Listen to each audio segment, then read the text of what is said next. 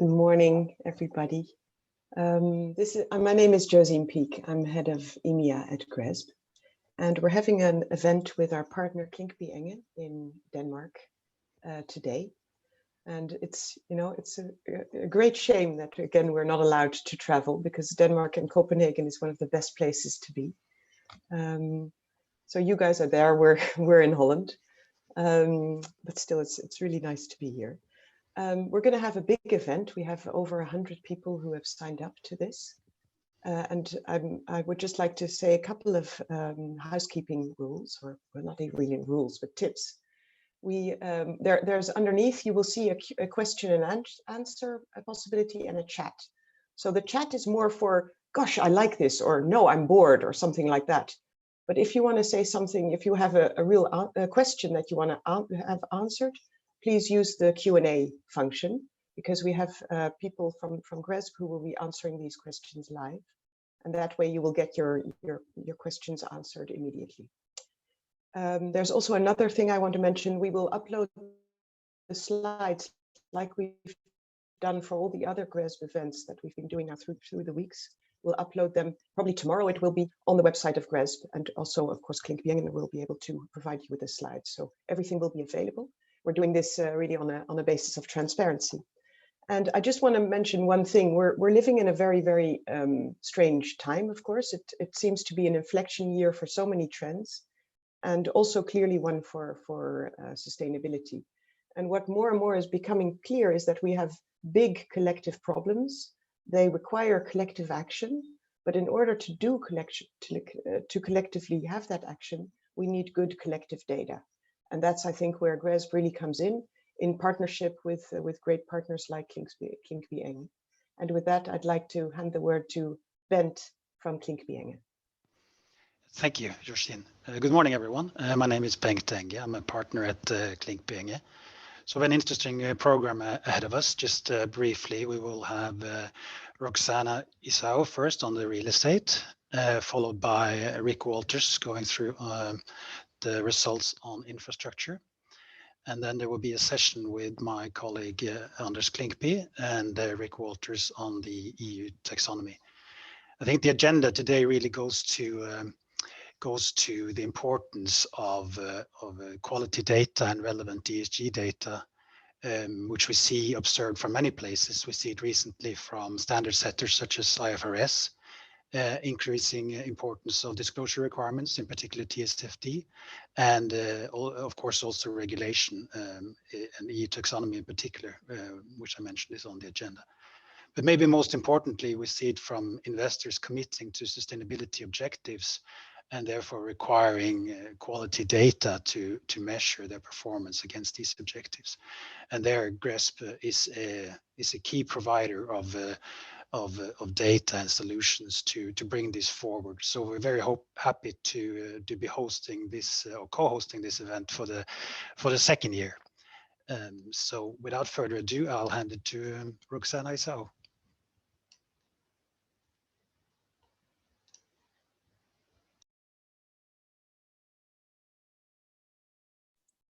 Good morning, everyone. Thank you for the introduction, Bent. And this fits perfectly into my first slide, which confirms the trends that you were just mentioning regarding investor interest into quality ESG data and increased transparency in all fields, I would say, in all asset classes, but obviously, particularly with regards to real assets, real estate and infrastructure, as far as GRESB evaluates. 2020 has been nothing if not a year of great disruption, a year of great challenge for everyone on a global and macroeconomic level. But amidst this high level of concern, anxiety, and uncertainty with regards to the future, we also observe positive trends and little glimpses of hope that make us believe that every crisis does bring some positives. If for nothing else, the COVID crisis has increased the attention and the level of importance that not only the institutional investors put on ESG data and ESG transparency, but governments, regulators, commercial entities, and society altogether. And this trend is confirmed by the increasing number of institutional investors that require their managers to report ESG data through GRESB. In 2020, we see a significant jump in the total number. We have now more than 120 institutional investors that use GRESB data, representing more than 28 trillion US dollars in assets under management. And this generates two very significant benchmarks, both for real estate and for infrastructure. Rick will cover infrastructure in just a few minutes, but I will start with the real estate side. So this pressure for more information and more data is reflected in the number of participants that reported the real estate data to us this year. More specifically, almost 1,300 portfolios decided to participate in the volunteer GRESB benchmark, representing a jump of more than 20% compared to previous years. And out of this 1,300 entities, almost more than half come from Europe. Europe is very well represented in terms of number of portfolios, number of entities that report their data, which makes the European benchmark very strong. Rox, did you know that you're not presenting? Let me just wanted to break in, your screen isn't shared. So if you could share it, you can have a visual. I am presenting, or at least on my screen is presenting. Can you see the presenter mode or just the general slides? Neither at the moment. Oh. Have you shared your screen, Rox? Yes. Could you hear me? Can people hear me? We can hear you, yeah. Okay, great. So maybe stop share and then restart it. Let's see. Can you see it now? Oh. Can you see it now? There we go. And can you see the full screen or something else? We'll put it in presentation mode. There we go. Let's see.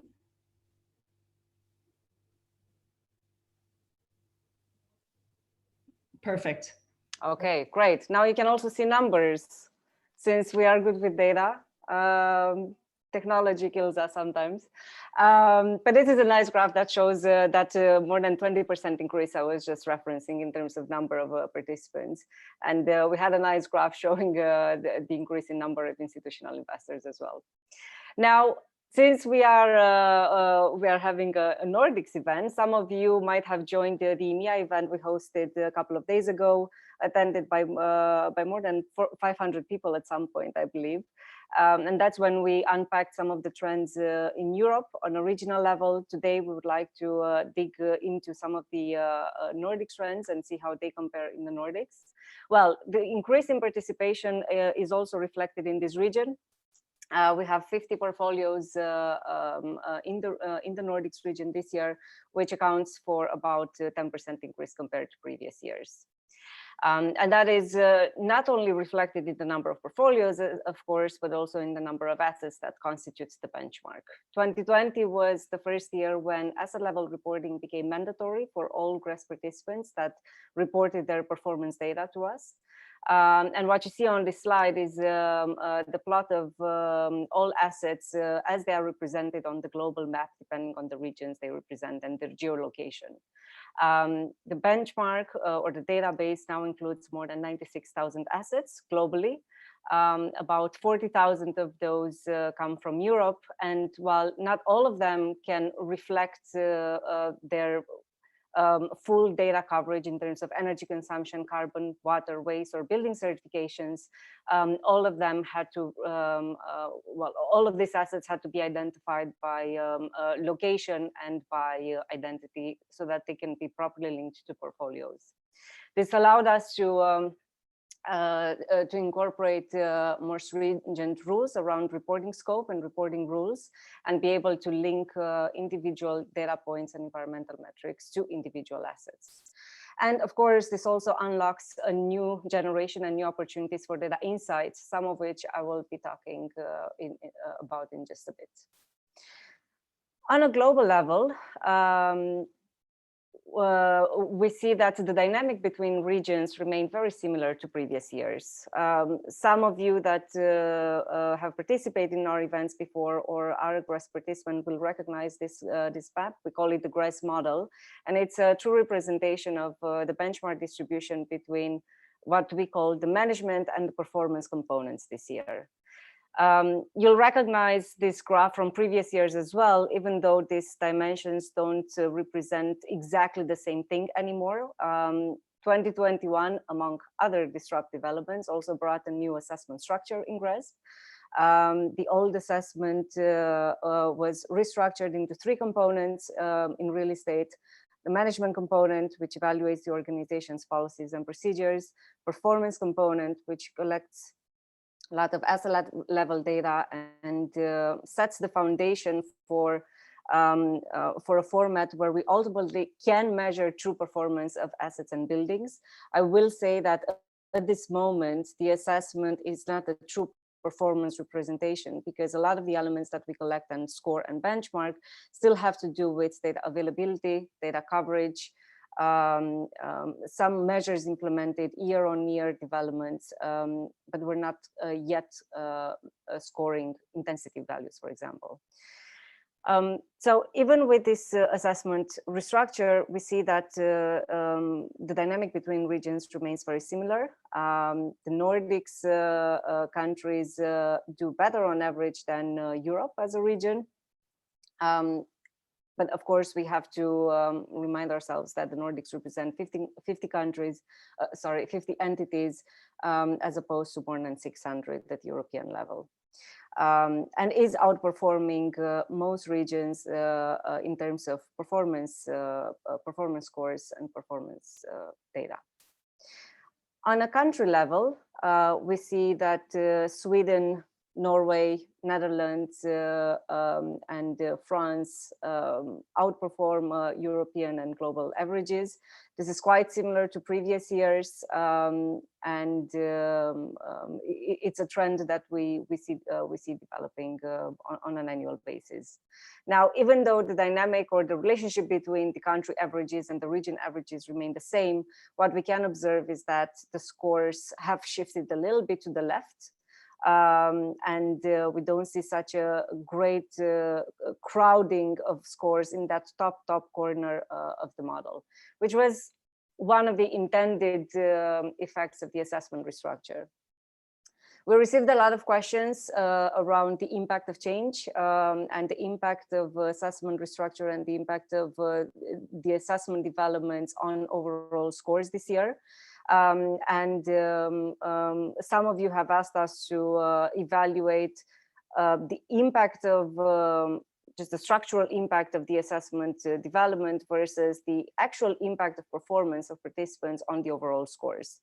And what you can see on this slide is really that with some indicators being removed, some scores would have gone down.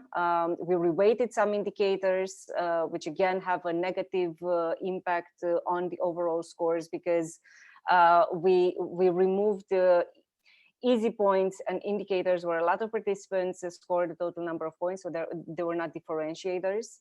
And also through the reweighting of indicators, we place more value on indicators that contribute more to future elements of performance. We also introduced new indicators, particularly on the social sides, indicators from the old health and well-being module.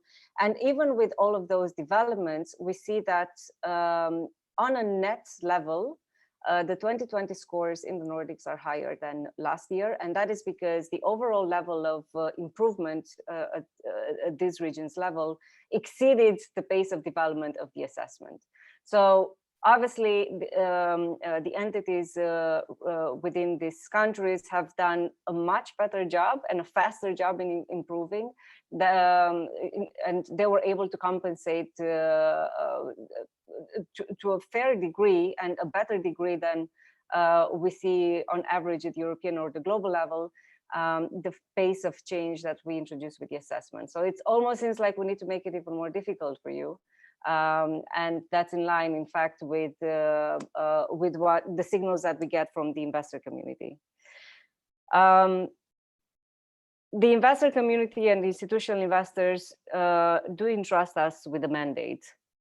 And that mandate is ultimately concentrated around data collection, scoring, and benchmarking, and ultimately providing insights into what portfolios do better and how do portfolios, but also assets, compare to one another, and where do they stand, or how can they become better, and where do they stand on those roadmaps against regional targets, country targets. We will talk later today in the program about the EU taxonomy and some of the regulations that come in at local and regional level.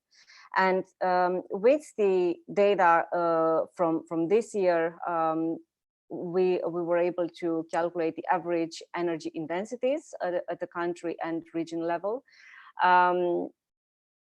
I would be interested and curious to hear from some of you. Perhaps we can engage separately via email or separate calls. When you look at these values, if they are aligned with what you would expect them to be, if they are aligned with what your portfolios, with how your portfolios operate, and we invite you to provide input and to work with us, to engage with us on further developing these methodologies. In the 2020 benchmark reports, both participants and investors are able to see a first generation of intensity values calculated for them. These are not used for scoring yet. The purpose is to refine these methodologies going forward, so that ultimately, at the moment where everybody is comfortable enough with the levels of sophistication of these calculations, to be able to use them in scoring. And that's when we will be able to talk about really evaluating and scoring performance in a much more intentional way. What we can observe, and this is a very encouraging piece of data, is that the year-on-year developments in terms of like reductions are very good coming from the region. We see Norway and Sweden setting themselves apart from the European averages, and actually showing very important and very significant like-for-like reductions, both on energy and carbon. Now, of course, Norway is represented by 8 entities. Sweden is represented by 23 entities, so there is a slight selection bias there. The samples are much more reduced and much smaller than the ones in Europe.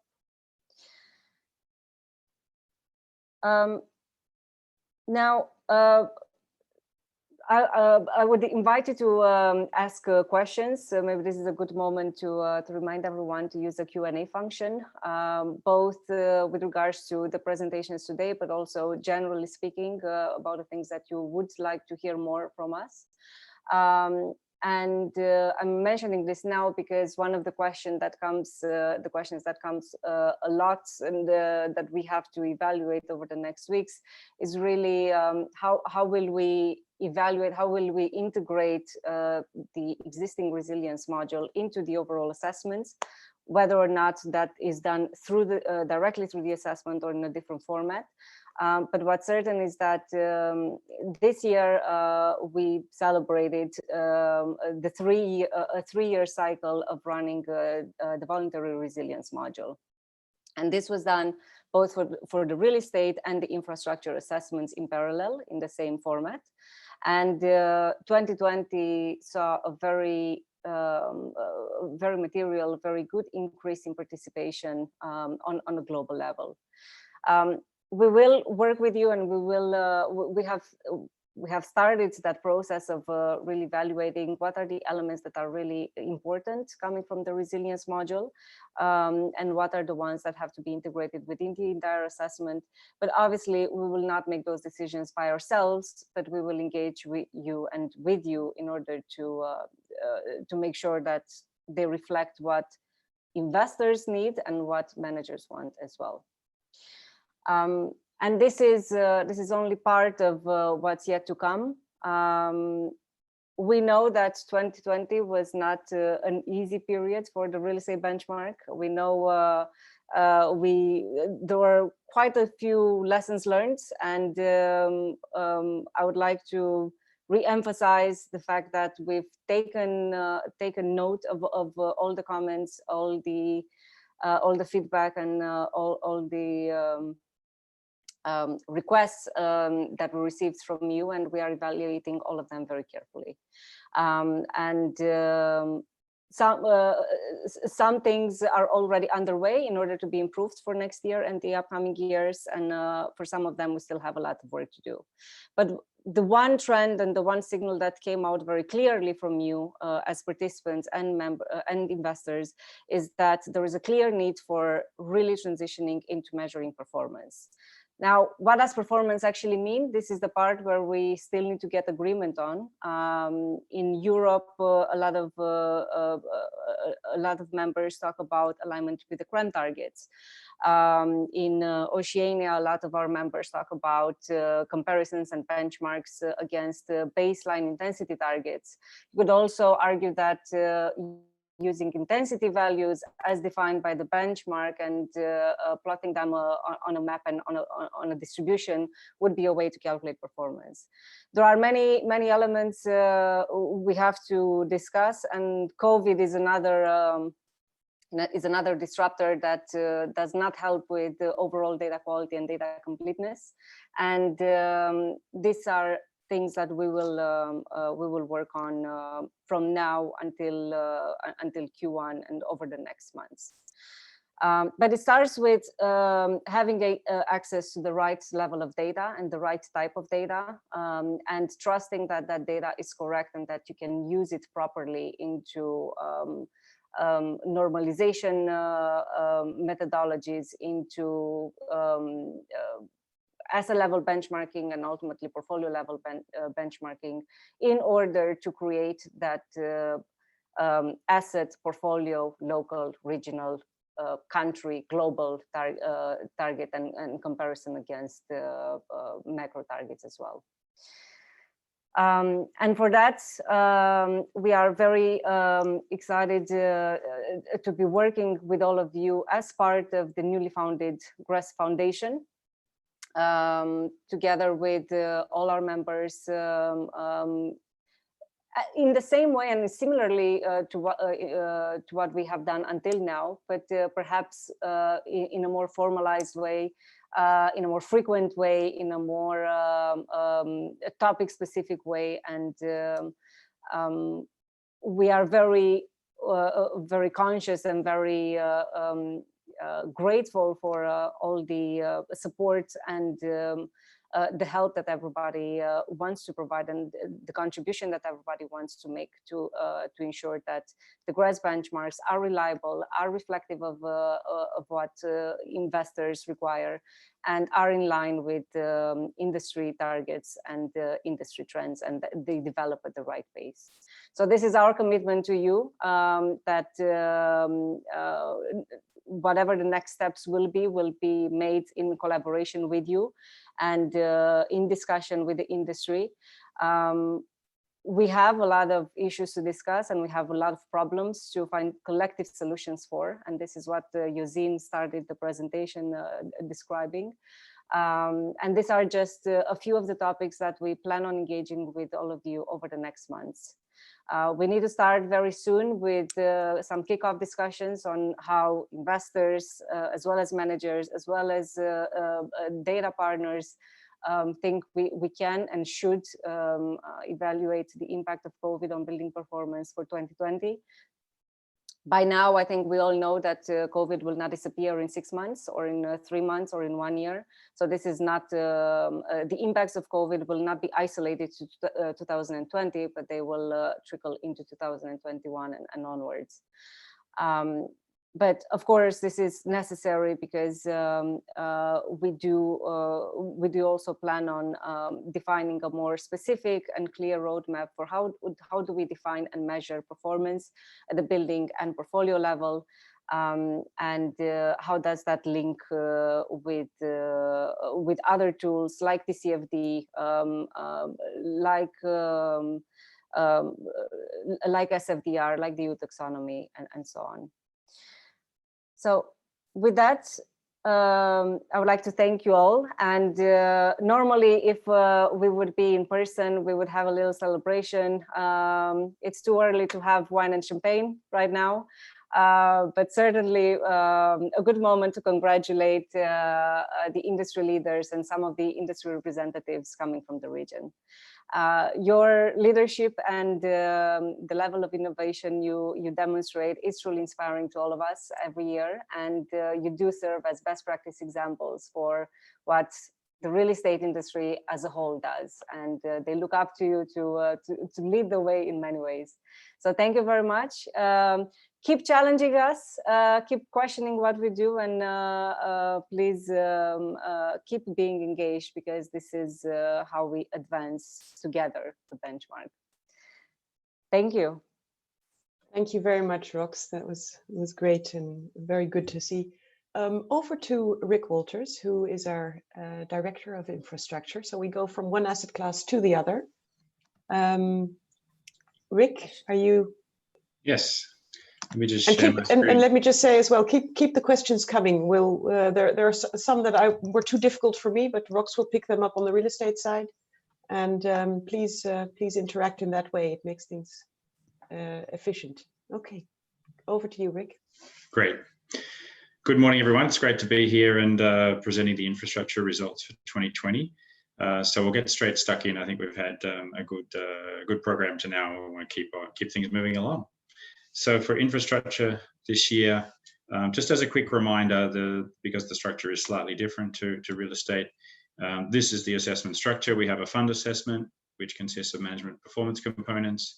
Funds don't complete the performance component themselves. Instead, that is an aggregate of the underlying assets. And you need to have more than 25% of the underlying assets complete the asset assessment to get a performance component for the fund. And that overall score, the GRESB score for the fund, is the premier ESG performance measure for investors at the fund level. This year, significantly, we also separated the asset assessment into those management performance components, as real estate did as well, with a weighting this year of 50-50, so 50% for each component. This allows flexibility in reporting, whereby participants can elect to complete just one component if they wish, as a good means to start the GRESB process. For some, that's a good starting point. And notably, a small number of assets did take up that opportunity. And importantly, it's 5 years of GRESB infrastructure, so that's pretty exciting. We had the 10 years of GRESB last year, starting with real estate, and this year 5 years of many entities completing the infrastructure assessment and growing every year, which I'll show you. So looking at funds first, despite the challenges posed by the COVID crisis, of course, the infrastructure assessment grew, with now 75 funds completing both components and therefore obtaining a GRESB fund score, and 118 completing the management component. The assessment now covers 38% of the infrastructure investor top 50 managers participating with at least one fund. So that coverage is getting bigger every year, both in terms of the numbers of participation and the proportion of the bigger managers that are covered. You can see here that European-focused funds are the largest contingent, followed by globally diversified funds. From an asset side, the growth in participation across sectors at the, as we show here at the what's called the superclass level, is clear. Transport, renewable power, and social infrastructure sectors have the highest representation. Very interesting that data infrastructure grew from 21 last year to 38 assets participating, perhaps reflecting the importance of this sector during the COVID crisis, or some may argue, well, it was too soon to see that reflected in GRESB participation. But anyway, very interesting to see that growing so significantly. Whether it's COVID related or not, data infrastructure is really an important part of the asset class now. Energy and water resources also grew significantly, while most other sectors were stable. We did have quite a few assets which were unable to participate this year due to COVID challenges, but this growth shows that was more than offset by the new assets coming in. So we're very, very pleased to see that around 8 to 10% growth in both funds and assets. On the scoring side, looking regionally, we had assets reporting on 6 continents, and those assets covered over 1,300 facilities, which is a 19% increase in the number of facilities that they represent, and they're spread across 59 countries. The coverage continues to be dominated by OECD countries. Europe builds upon its track record for transparency with the most funds and assets participating in the benchmark by value. Globally diversified assets scored highest, although the number of those is very small. Assets in Oceania, Americas, and Asia scored similarly, while the European average is somewhat lower. This seems to be because there's a significant number of social infrastructure assets in Europe, and these typically score lower than the other sectors. There was an asset in Africa, but not enough participants to provide an average score that isn't anonymous on this chart. Looking now at the GRESB models, and Rox already explained these, so I won't go into how they work. You can see them represented here. But what's really exciting and impressive, I guess, this year is that the big rise in fund scores clearly shown in this model. So you've got that jump up from last year to significantly higher scores, 10 to 15 points higher than last year, which is pretty impressive. Funds that are reporting with their more than 25% of their assets, as I said, are represented by the blue dots, and then those who just completed the management component are the grey dots sitting on the y-axis. And hopefully we'll get more and more of those funds moving into reporting with their assets, their performance, and therefore moving into the right into that space. We are seeing some start of perhaps clustering in the top right corner of the chart, similar to the experience seen, as Rox showed, in the real estate benchmark. So, this is really a step up by the industry and maturing of the industry in terms of the focus on ESG and performance. Looking at Europe quickly, so funds focused on Europe just highlighted on top, over the top, pretty big spread. The average is slightly lower than the global average. I haven't got a Nordic figure here for funds because we don't tend to get the funds focused that specifically in regions. They tend to focus fairly broadly. Asset-wise, GRESB model for assets, big jump in scores for assets as well, clearly evident. In past years, we had the slightly different model using management policy and implementation and measurement, as Rox mentioned, which does approximate. So we can use those old figures shown in the murky brown color as being approximately representative of those past years. But you can see that big jump in scores again. Unlike in the fund model, scores are not yet clustering in the top right corner, although this might occur in future years with this improvement. You can see a little bit of clustering in a line around the score of 95 in performance there. And that is due to a bunch of assets that are scoring very well for all of their main performance component indicators, apart from one indicator, which is certifications. And certifications are not being taken up to a large degree yet in infrastructure, unlike in real estate. So they're missing that last couple of points to get to 100. So there's quite a lot of assets that are scoring full points on all their material performance indicators, except for certifications. And overlaying the Nordics now, a big spread of scores. So some quite low scores, some very high scores, showing that, it's possible in the region.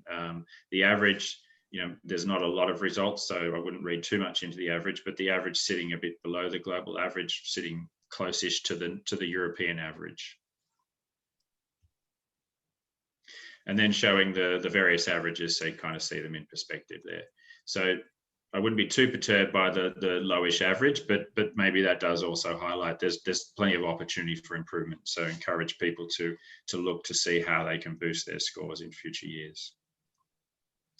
Looking now at sectors, this chart shows the number of assets participating and their average score broken down by sector at the high level. Participation strongest in transport, followed by renewables and social infrastructure. And the best scoring sector continues to be network utilities with an average score of 73, closely followed by power generation excluding renewables and renewable power. The lowest average score is again for social infrastructure, around 47, although this showed one of the largest score increases, up by 18 on average, narrowing the gap to other sectors. So they're recognizing they need to do better and they're doing it. The scores for the 2 energy generation sectors showed the biggest increases on average, so plus 25 and plus 20. So we've seen actually renewables, which tended perhaps in past years to get slightly lower scores than the rest, now move up to near the top. And again, as we've tuned our assessment and as those sectors have done better on the assessment, I think they've kind of moved into what we would expect to see for that asset class. On the performance side, the performance indicators show the extent to which assets report on their most material ESG issues. These are some of the main ESG issues covered: energy, greenhouse, etc. This chart shows the proportion of participants that reported on each of those performance indicators with the hollow circle. And investor demand for greater reporting on these indicators has led to an increase in reporting. So in almost every case, you can see that the hollow circle between 2019 and 20 has the proportions increased. Great to see. Health and safety has been a bit more stable, not much change there. The solid circle and the bar show the proportion that are setting targets, either reporting year target or a longer term target. And again, it's notable here that in all cases, the target settings increased for every single ESG issue, clearly demonstrating how seriously ESG is being considered now. Public disclosure, we do a public disclosure assessment for infrastructure as well. Europe had the most companies scoring the level A, which is the best performance in public disclosure. But relative to sample size, Oceania had the most entities with an A-level scores, about 13%. The data set now, as of this year, comprises more than 200 listed infrastructure companies, more than 2.5 trillion market cap. And importantly, an exciting development this year, in partnership with GLEO and GPR, we're launching an ESG filtered infrastructure index for investors in listed infrastructure. So look out for that one. There'll be some announcements coming very soon. But yeah, that's a great advance on the listed side. Looking ahead, as Rox already pointed out, just a few things we want to highlight of what might be coming. Proposals. For the fund assessment, we don't see any major changes. For the asset assessment, no major changes, although we are working on an ESG controversy data indicator for scoring of ESG incidents, potentially using third-party data. For the asset performance component, we're making improvements to the tables to simplify and clarify reporting requirements for participants. And as real estate is doing, we're taking steps towards performance scoring. This is a very important area, and many people are wanting us to go into that important area of actually measuring and actually scoring the performance in terms of greenhouse emissions and other performance indicators. We're also looking to add a development component, a new component to specifically address assets that are in development or projects. So we've had a working group working on that one for some time. In the data quality side, we're looking to add automatic real-time outlier checks in the portal, so that if you accidentally type in a funny number, you'll actually be alerted to that, and we get the opportunity to correct that in real time in the portal. And that will make a huge improvement in reducing potential for errors and enhancing our data quality. And we're also looking to add live scoring, so draft live scoring in the portal to increase transparency, reduce potential for errors, and provide that immediate feedback to participants. So you know why you're perhaps getting a certain score, you know what you can do about that, and go back to your business and actually make improvements then and there, rather than waiting to get results sort of in November. I'll quickly go through sector leaders, but I'm not going to spend too much time on it, but just to flash it up. Here they are on the fund side. We have also a most improved category this year, so that's good to see, and we're seeing some big improvements. And on the asset side, these are the sector leaders, and these are the most improved. None highlighted because no sector leaders this year in the Nordics region. So there's plenty of opportunity. We really encourage you to think about how you can start to hit the leaderboard there. Wouldn't say the performance is bad, but there's definitely opportunities to start to perhaps show up some of these others, how it can be done in the Nordic region. Last thing I'll cover, which sends us into the next session, is on the EU taxonomy. So one point before I dive into that a little, is that it's very interesting to see how this space is evolving around regulations and standards and convergence and harmonization and all these discussions that are going on. So I flashed up here a few of the efforts that are going on. You know, the EU taxonomy in the middle, but efforts by the leading standard setters to work towards you know, a harmonized reporting. The IFRS saying that they will start to define the standards globally. You've got the Big Four working with the World Economic Forum, working on a common set of metrics. And then only yesterday it was announced that SASB and the Integrated Reporting Council will be merging next year. So there's a lot of developments going on in this kind of space. It's a very hot kind of space, and it's going to be very interesting to see how all these sort of standards move and who wins out the battle, perhaps. So moving on to one specific one, which is the EU taxonomy and the EU regulations. There are many components to the EU regulations and the sustainable finance efforts from the EU, which are, you know, pretty impressive and have some pretty ambitious targets. The three that kind of link together quite nicely and feed into the taxonomy is the taxonomy itself. But I'll come back to the non-financial reporting directive that already exists, but is being revised to reflect the taxonomy and other parameters within the regulation. And that applies to corporates and generally large public interest companies.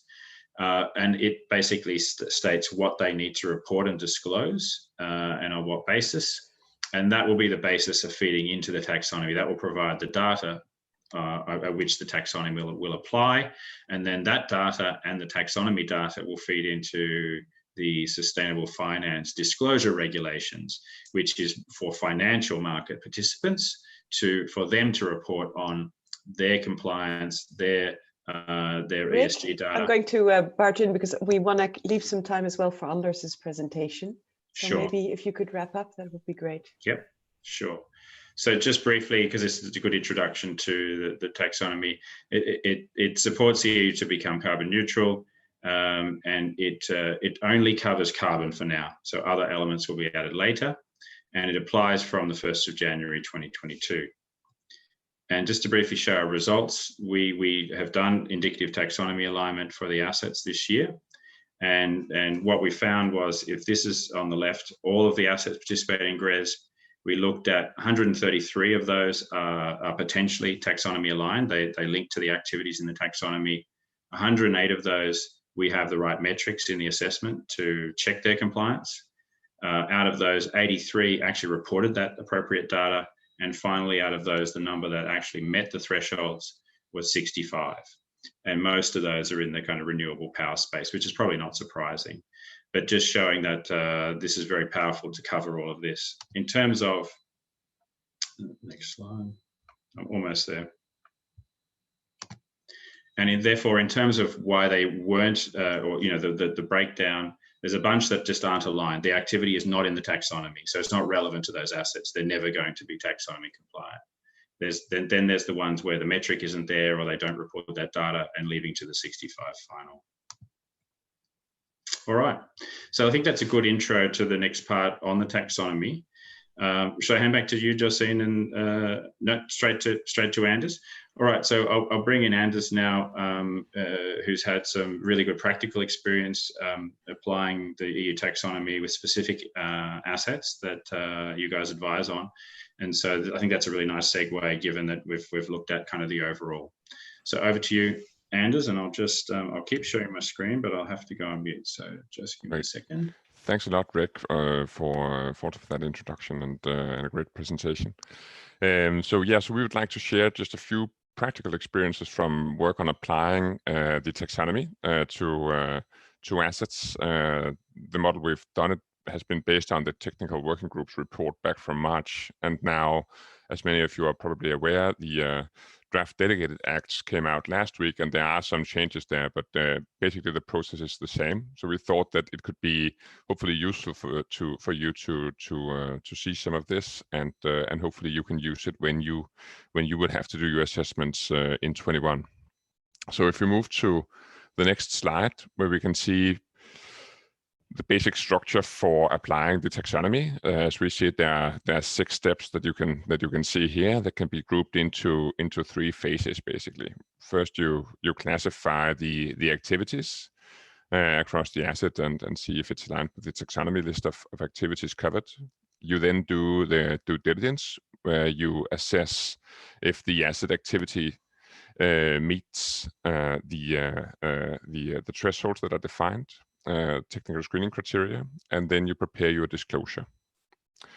So if we then move to the next slide, where we can see the phase 1 described. So here you basically create the analysis framework for the assets. So you begin by creating a taxonomy activity overview for the assets and an assessment sheet or the model you want to use for each asset, including the relevant screening criteria. So that can, for example, be if it's ownership of buildings or if it's data hosting or something else, you need to make sure that you have the list of the relevant screening criteria that you are looking into. Then you can say that not all activities are covered by the taxonomy yet, as Rick points out. So you have a number of activities not covered that are part of your portfolio, and here you can consider developing a sort of a non-taxonomy green or non-taxonomy sustainable framework, so you get something that encompasses your portfolio. That's probably one of the challenges in working with the taxonomy and the sustainable investment framework that you already have. And I'll just touch upon that at the end of the presentation. So that's basically what you do in phase 1. So then if you move to the next slide, so this is basically the due diligence phase. And this, of course, looks nice and easy. And there's a bit more work to it, as many of you, of course, are aware. But we hope you can use the structure maybe for inspiration. So here you do the asset assessment for each asset. So you begin by adopting the technical screening criteria to fit the specific assets. And then you may also have some work on defining a specific benchmark. So some of that is not fully standardized in the regulation. For example, you will in some cases have to define a local benchmark for energy efficiency, for example, that is not defined in the regulation. And this is still subject to some changes in the draft delegated acts, but I think it's fair to say that you can expect that you are going to have a task of doing some definitions on your own.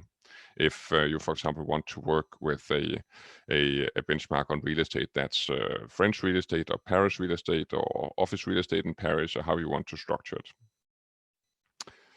Then you gather the data from the assets and determine for each activity site if the activity is taxonomy aligned, potentially aligned, or not taxonomy aligned. And here, potentially taxonomy aligned means that it's expected, but you cannot document it in full. So you will have many cases where you have kind of indications that this is a taxonomy aligned assets, but you have some problems on the documentation level. And this is also one of the things that you will have to do an assessment of how you want to manage. And here, what we would recommend is just to have a very transparent methodology description on how you approach this. For activities or sites that are not taxonomy aligned, you can consider, okay, what would it then take actually to align this asset? And that is actually a pretty important point for considering plans for the asset management. And you can then afterwards determine if the activity is low carbon, transitional, or enabling, as it is called, which is needed for fund disclosure later on. So this is 3 categories that are that they operate in within the regulation, and we could also talk for some time about that. But I think that the names give you an indication of what this is about. So we will not go further into that right now, also due to the time we have. Then you use revenue or capex to determine the percentage of alignment of the assets. So you do not mix revenue and capex in the calculations on the same asset, but you can do either revenue calculation, or you can do capex calculation, or you can do both in 2 separate figures. But you do not mix it up in one figure. And this depends on what type of asset you are dealing with. So this is basically what you need to do in the due diligence phase. What is here called phase 2. So if we then move to phase 3, so here you calculate then the fund portfolio alignment and prepare disclosure. So basically you multiply the gross asset value per asset with the percent alignment that you just calculated in the previous step. And this gives you the percent alignment of the fund or the portfolio. And you can then, if it's relevant, split it into low carbon, transition, and enabling. And then you basically have the figure that you need to disclose if you want to report based on the EU taxonomy, which is mandatory if you market your product as green or sustainable, but it's not mandatory if you do not. So this is just a very brief overview of the process as we see it, and we hope it can be of inspiration. And then we'd just like to round this off with a few conclusions of that we think we can draw from the experiences on working with these assessments. So basically, the screening criteria are pretty clear, and it is actually possible to conduct a meaningful assessment in most cases. So that's kind of positive. When you start looking at the annex and the level of details, you might be in doubt, but that's in our experience, it is actually possible, and the criteria are mostly clear. Then the challenge is that what's needed for evidence is not well defined. So you have a big task there of defining what do you accept as documentation, and what principles are you going to use, and how will you document it, especially since some of this will play an important role for some of the things that you promise your stakeholders. So this is probably a really important thing to think about the governance of. And then we have not read every single letter in the delegated acts yet, but when we've browsed through it, and it seems that it does improve general structure and clarity somewhat. So this is moving in the right direction of becoming gradually more operational. So that's positive. Then the big headache is, of course, that data is not readily available. So it's just isn't. It's really good that you guys at GRESB, that what you just showed, Rick, that there's some help is coming, but initially there is a problem that sits with the investor. So you need to report and you don't have the data. So how are you going to solve that? And that will probably be a challenge for a couple of years, and then solutions will hopefully be developed that makes the problem less. But it is a challenge to begin with. So the task of producing quality data should, of course, move to the asset level over time. But in our experience, assets are actually able to produce the data needed if it's prioritized. So it's not like when you ask the asset about the data needed to document or evaluate alignment, that they've never heard of it. But it just needs prioritization, and there is quite a task actually in engaging with assets on that. Then what is also clear is that assets will need detailed guidance on what and why to deliver. So for many, this is just completely new and can seem like kind of a strange request if you are a US-based asset, for example, and you asked, well, it's very important that you report on the EU taxonomy. It will probably demand some more context and tie it also together with some of the other initiatives that's going on that Rick also gave you an overview of. So I think there are very good arguments for why this is a good idea to report on, also if you're not located in Europe. But there is quite a significant task in helping assets understand and how to deliver. So that's probably the main challenge. Then thirdly, as Rick also showed, it can be expected that alignment degrees will be pretty low across most portfolios. So the bar is set quite high for a reason. It's creating a net zero carbon economy in 2050. So it's not at all easy just to climb over it. Apart from some of the renewable energy portfolios, of course. And there is a very strong focus on best-in-class energy efficiency. So the idea is not that this should be a high percentage of coverage. It's an idea to press assets to improve. Then there's the do no significant harm and minimum social safeguard criteria that also require structured documentation. So for assets and institutions who have that in place already, that is not a problem. But if you don't, then there is actually a significant task in also getting that in place. And in our experience, this is a process of trial and error and gradual learning, and it's just a benefit to get started fairly early and not postpone it too much in 21. Then just to end off, a key point we think is that you might have what you can experience as sort of an explanation problem in relation to stakeholders if the portfolio that you market as green or sustainable comes out with a low sustainability taxonomy alignment, which is quite likely. So as we see it, the EU taxonomy, however, does not replace your strategy for integrating sustainable investing in your portfolio or in your asset management strategy. It's a perspective, and it places some higher demands on being able to explain in a data-driven way what your sustainability objectives are and how they're operationalized and followed up on. And if you are able to do that, then you can manage to have a portfolio you market as green that comes out with maybe 10 or 20% alignment with the EU taxonomy. If you don't, then there will probably be a tendency that that figure will receive some focus. Then the other side of that coin, which is really interesting, is that the EU taxonomy allows for assets that are not today seen as green by many to actually be eligible, and that can, for example, be cement production. There's a lot of also political discussions around that, also around nuclear. But it does bring a different perspective to what is defined as green that will be really interesting to follow over the coming years. And that's, of course, driven by an interest in decarbonizing and reducing carbon emissions of high-emitting sectors. So in the best way of handling this, we think, is to have a higher degree of transparency in the way this is dealt with and push towards disclosure of performance data on asset level.